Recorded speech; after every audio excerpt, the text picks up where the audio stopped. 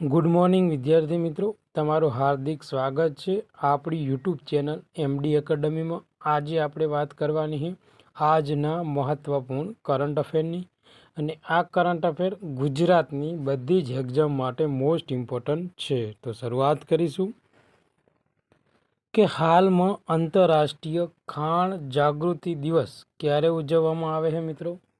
તો જવાબ આવશે 4 એપ્રિલના દિવસે। 4 એપ્રિલના દિવસે આપણે મિત્રો આંતરરાષ્ટ્રીય ખાણ જાગૃતિ દિવસ તરીકે ઉજવવામાં આવે છે મિત્રો। તો મિત્રો જે લેન્ડમાઇન છે એના જોખમો વિશે જાગૃતિ લાવવા અને ખાણ સાફ કરવાના જે પ્રયાસોને પ્રોત્સાહન આપવા માટે દર વર્ષે 4 એપ્રિલને આંતરરાષ્ટ્રીય ખાણ જાગૃતતા દિવસ તરીકે ઉજવવામાં આવે છે મિત્રો। તો થીમ આપણા માટે ઇમ્પોર્ટન્ટ છે મિત્રો। તો થીમ શું है 2025ની થીમ है સેફ ફ્યુચર સ્ટાર્ટ અહીંયાથી। ઓકે, તો મોસ્ટ ઇમ્પોર્ટન્ટ ક્વેશ્ચન છે મિત્રો। આ ઉપરાંત મિત્રો જે 4 એપ્રિલ આંતરરાષ્ટ્રીય જે ખાણ જાગૃતતા દિવસ છે મિત્રો, એ સૌ પ્રથમ સંયુક્ત રાષ્ટ્ર દ્વારા મિત્રો જાહેર કરવામાં આવ્યું હતું। તો ક્યારે જાહેર કરવામાં આવ્યું હતું? તો કે 8 ડિસેમ્બર 2005ના રોજ જાહેર કરવામાં આવ્યું હતું કે આપણે 4 એપ્રિલના દિવસે આ આંતરરાષ્ટ્રીય ખાણ જાગૃતતા દિવસ તરીકે ઉજવશું। ક્યારે જાહેર કરવામાં આવ્યું હતું? 8 ડિસેમ્બર 2005ને। કઈ તારીખે? 4 એપ્રિલને। પણ સૌ પ્રથમવાર ક્યારે મનાવવામાં આવ્યો? 2006માં। 2006માં સૌ પ્રથમ 4 એપ્રિલને આંતરરાષ્ટ્રીય જે ખાણ જાગૃતતા દિવસ તરીકે મિત્રો ઉજવવામાં આવ્યો હતો। આ ઉપરાંત આનો ઉદ્દેશ શું છે? તો જાગૃતિ ફેલાવવાનો, પછી ખાણ કામને પ્રોત્સાહન આપવાનો, અને જે પીડિતો છે મિત્રો, જે લેન્ડમાઇન્સ અને જે ખાણમાં કામ કરતા લોકો છે, જેના લીધે મિત્રો તેઓ અમુક વાર પોતાનો જીવ ગુમાવે છે, તો મિત્રો તે પીડિતો છે તેને સહાય આપવા માટે એ આ દિવસની ઉજવણી કરવામાં આવે છે। તો મિત્રો મોસ્ટ ઇમ્પોર્ટન્ટ ક્વેશ્ચન છે, ગમે તે એક્ઝામમાં પૂછાઈ શકે। એક મહત્ત્વપૂર્ણ સૂચના, જેટલા પણ વિદ્યાર્થી મિત્રો આપણી યુટ્યુબ ચેનલમાં નવા હોય તો આપણી ચેનલને સબસ્ક્રાઈબ કરી લેજો, બાજુમાં આપેલા બેલ આઇકન ઉપર ક્લિક કરી લેજો, જેથી કરીને કરંટ અફેરના બધા જ વિડીયોની નોટિફિકેશન મળી રહે। આ ઉપરાંત જે માર્ચ 2025ની જે કરંટ અફેરની પીડીએફ છે મિત્રો, એ આપણી ટેલિગ્રામ ચેનલમાં 10 એપ્રિલ સુધીમાં મૂકી દેવામાં આવશે, જેની બધે જ મિત્રોએ નોંધ લેવી। ઓકે, અને જે વિદ્યાર્થી મિત્રોને ટેલિગ્રામ ચેનલમાં જોઈન થવું હોય તો આ વિડીયોની નીચે મિત્રો ટેલિગ્રામ લિંક આપેલી છે ડિસ્ક્રિપ્શનમાં, તો જઈને ટેલિગ્રામ ચેનલમાં જોઈન થઈ જવા વિનંતી। આ ક્વેશ્ચન મિત્રો મોસ્ટ ઇમ્પોર્ટન્ટ છે। હાલમાં મિત્રો કોને PFRDAના અધ્યક્ષ તરીકે મિત્રો નિયુક્ત કરવામાં આવ્યા છે? તો મિત્રો જવાબ આવશે શિવ સુબ્રમણ્યમ રમનને મિત્રો, જે આ PFRDA છે મિત્રો એના અધ્યક્ષ તરીકે નિયુક્ત કરવામાં આવેલા છે મિત્રો। તો મિત્રો જે કેબિનેટની નિમણૂક સચિવ છે સમિતિ મિત્રો, જે કેબિનેટની નિમણૂક સમિતિ છે એમાં જે આ શિવકુમાર સુબ્રમણ્ય રમનની 5 વર્ષના કાર્યકાળ માટે pension fund regulatory and development ઓથોરિટીના અધ્યક્ષ તરીકે મિત્રો નિમણૂક કરવામાં આવેલા છે। તો કેટલાક વિદ્યાર્થી મિત્રોને થતું હશે PFRDA એટલે શું? તો મિત્રો યાદ રાખજો full form, pension fund regulatory and development ઓથોરિટીના અધ્યક્ષ તરીકે મિત્રો જે શિવ સુબ્રમણ્યમ રમન છે મિત્રો, એનું આગામી 5 વર્ષ માટે નિમણૂક કરવામાં આવેલી છે મિત્રો। આ રમનને મિત્રો હાલમાં ભારતના કેગમાં ડેપ્યુટી કોમ્પ્યુટરલ એન્ડ ઓડિટર જનરલ અને ચીફ ટેકનોલોજી ઓફિસર તરીકે મિત્રો તેઓ સેવા આપતા હતા। એટલે કે જે મિત્રો ડેપ્યુટી કેગ તરીકે મિત્રો તેઓ સેવા આપતા હતા મિત્રો। તો મોસ્ટ ઇમ્પોર્ટન્ટ ક્વેશ્ચન છે મિત્રો। ઓકે, અને મિત્રો જે આ pension fund regulatory and development authority એ ભારતના મિત્રો પેન્શન ક્ષેત્રના જે નિયમન અને જે વિકાસ માટે જવાબદાર એક વૈધાનિક સંસ્થા છે. એટલે આ ઉપરથી મિત્રો તમને ક્વેશ્ચન બની શકે કે જે આ pension fund regulatory and development authority છે એ કેવા પ્રકારની સંસ્થા છે? તો તે એક વૈધાનિક સંસ્થા છે જે એ પેન્શન ક્ષેત્રોને નિયમન અને વિકાસ માટે જવાબદાર છે. એની સ્થાપના મિત્રો જે PFRDA એક્ટ 2013 હેઠળ કરવામાં આવેલી છે મિત્રો. આ ઉપરાંત મિત્રો આ સંસ્થા ભારત સરકારના જે નાણાં મંત્રાલય છે એના હેઠળ કાર્ય કરે છે અને આ ઓથોરિટી મુખ્યત્વે રાષ્ટ્રીય પેન્શન સિસ્ટમની દેખરેખ રાખે છે અને પેન્શન સબસ્ક્રાઇબર માટે પારદર્શિતા, કાર્યક્ષમ અને નાણાકીય સુવિધાને અથવા નાણાકીય જે સુરક્ષા છે મિત્રો એને સુનિશ્ચિત કરે છે.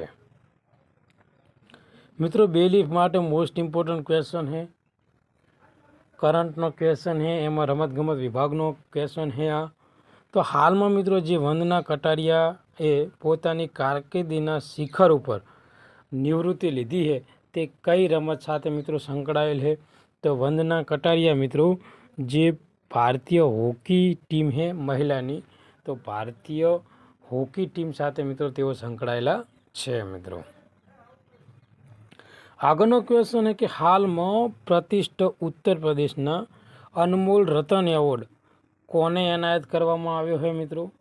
તો જ્યાં નિખિલ મિત્રો સિંઘલ છે તેને ઉત્તર પ્રદેશ સરકાર દ્વારા અનમોલ રતન એવોર્ડથી મિત્રો તો એવોર્ડ છે મિત્રો તે તેમને આપવામાં આવેલો છે મિત્રો. તો વિગોર મીડિયા વર્લ્ડવાઇડના સ્થાપક અને નોઈડા હાઈ રાઇઝ ફાઉન્ડેશનના પ્રમુખ પ્રતિષ્ઠિત મીડિયા વ્યૂહરચનાકાર નિખિલ સિંઘલને ઉત્તર પ્રદેશે મિત્રો અનમોલ રતન એવોર્ડ એનાયત કરવામાં આવેલ છે. આગળનો ક્વેશ્ચન છે મિત્રો હાલમાં ફિક્કીની મીડિયા અને મનોરંજન સમિતિ દક્ષિણના અધ્યક્ષ તરીકે કોની નિમણૂક કરવામાં આવી છે? તો મિત્રો જવાબ આવશે કમલ હસન. કમલ હસનની મિત્રો હાલમાં નિમણૂક કરવામાં આવેલ છે. તો કમલ હસને મિત્રો federation of Indian chamber of commerce and ઇન્ડસ્ટ્રીની મીડિયા અને મનોરંજન સમિતિ જે સાઉથના અધ્યક્ષ તરીકે નિયુક્ત કરવામાં આવેલા છે.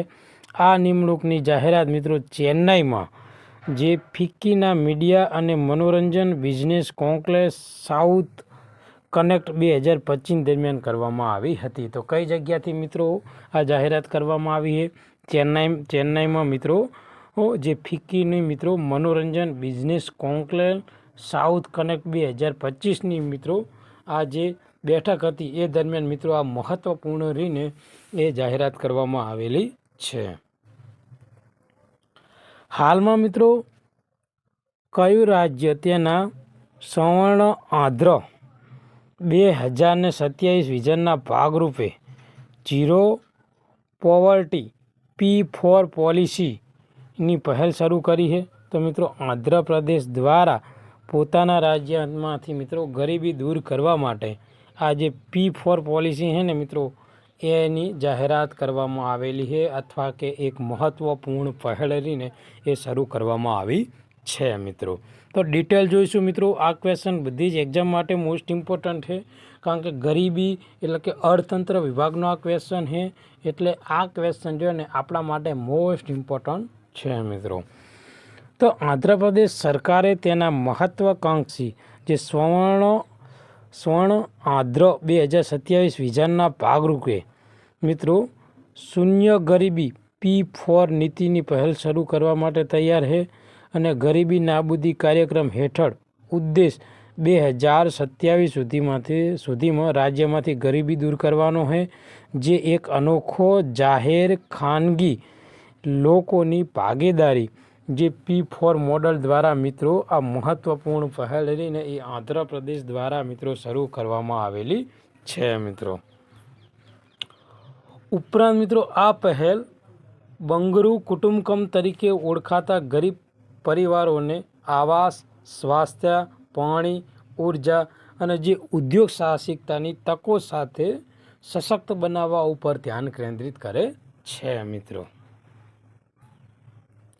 આગળનો ક્વેશ્ચન है મિત્રો કે હાલમાં મિત્રો જીઆઈ ટેગ મેળવનાર વારંગલના ચપટા મરચાં સાથે કયું રાજ્ય સુસંગત છે? તો મિત્રો જવાબ આવશે તેલંગાણા.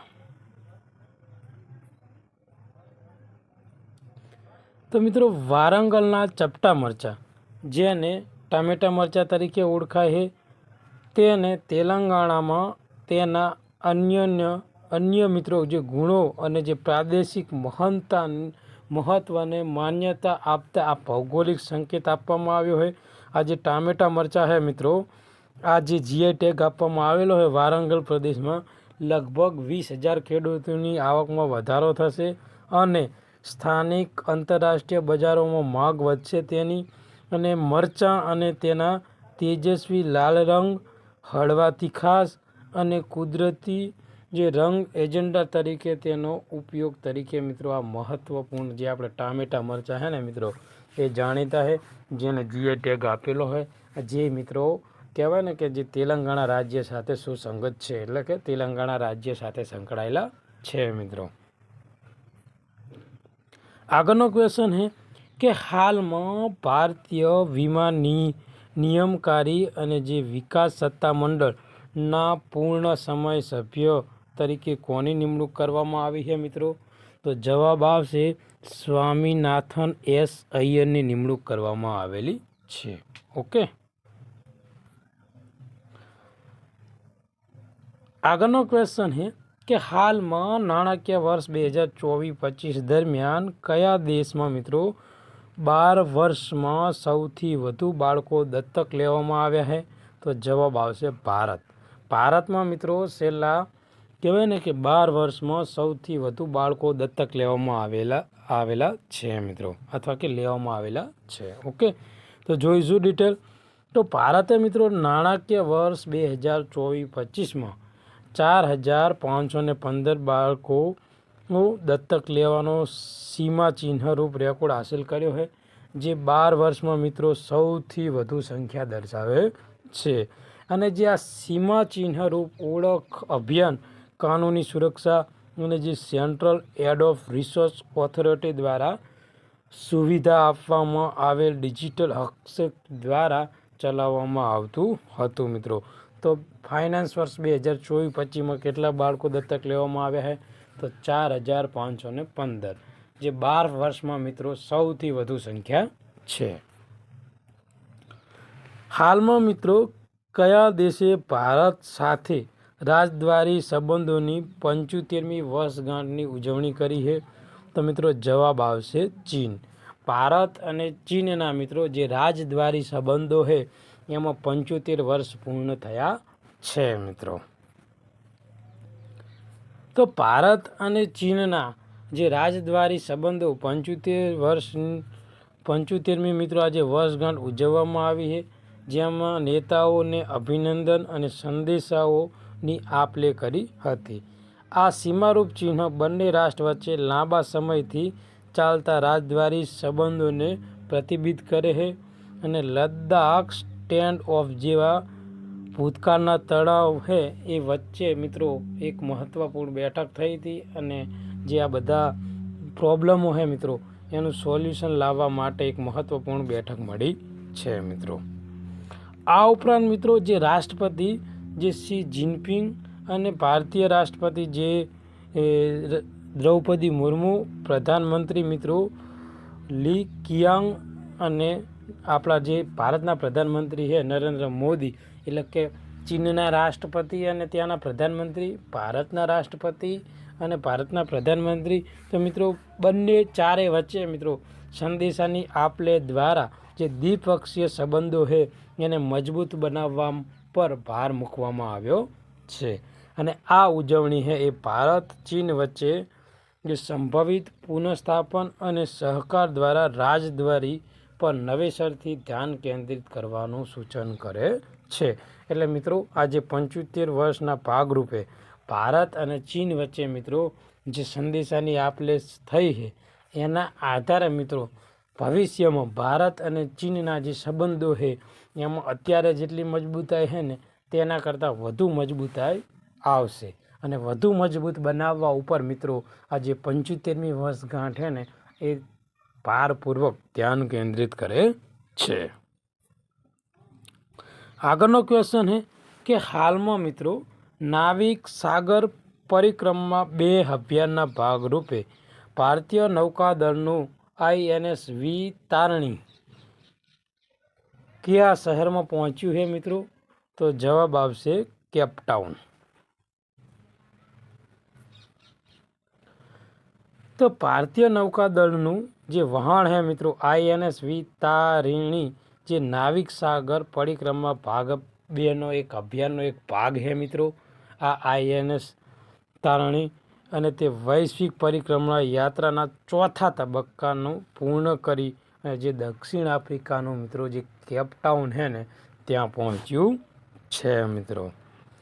આ ઉપરાંત મહિલા સશક્તિકરણ અને જે દરિયાઈ સહયોગને પ્રોત્સાહન આપવાના હેતુથી આ સંપૂર્ણ મહિલા ભારતીય નૌકાદળનું અભિયાન ભારતીય જે કોન્સ્યુલ જનરલ અને જે દક્ષિણ આફ્રિકાના નૌકાદળના અધિકારીઓ સહિત મહાનુભાવો દ્વારા તેનું સ્વાગત કરવામાં આવ્યું હતું મિત્રો। તો આજનું જે મિત્રો આ મહત્ત્વપૂર્ણ કરંટ અફેર છે એ અહીંયા આપણે પૂરું કરશું। તમને આ વિડીયો ગમ્યો હોય તો આપણી ચેનલને લાઇક કરજો, સબસ્ક્રાઈબ કરજો અને તમારા બીજા મિત્રોને મોકલી આપજો। થેન્ક યુ, ધન્યવાદ।